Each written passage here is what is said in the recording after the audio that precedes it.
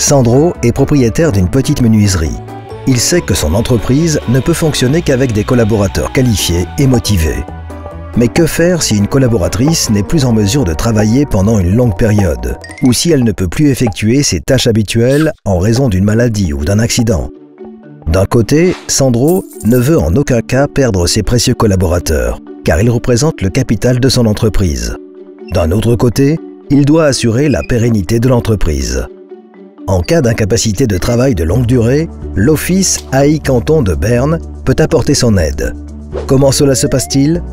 Si l'employeur n'est pas au clair sur l'état de santé d'un collaborateur, il peut remplir un formulaire de notification pour la détection précoce à l'attention de l'AI. L'AI décide alors si une inscription de la part du collaborateur est nécessaire.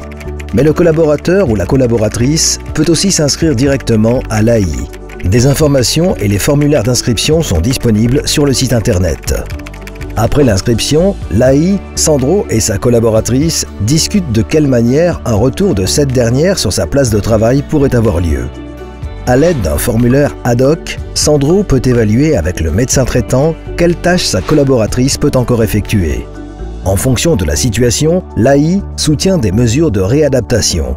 Il peut s'agir de cours spéciaux, de moyens auxiliaires, de l'adaptation de la place de travail, voire d'un reclassement. Comme la collaboratrice de Sandro ne peut plus effectuer ses tâches habituelles pour des raisons de santé, l'objectif est de lui permettre de travailler dans le bureau de la menuiserie. Dans ce but, l'AI finance une formation adéquate.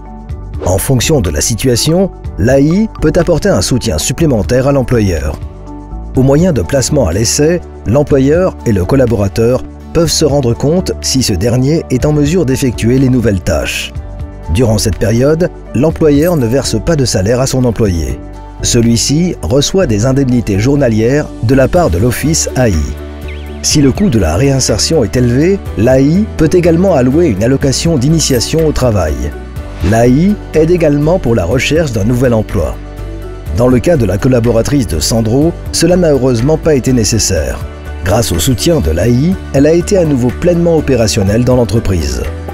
Et Sandro a pu se concentrer, pendant toute cette période, sur ses activités principales et gérer son entreprise avec succès et de manière équilibrée, avec des collaborateurs satisfaits.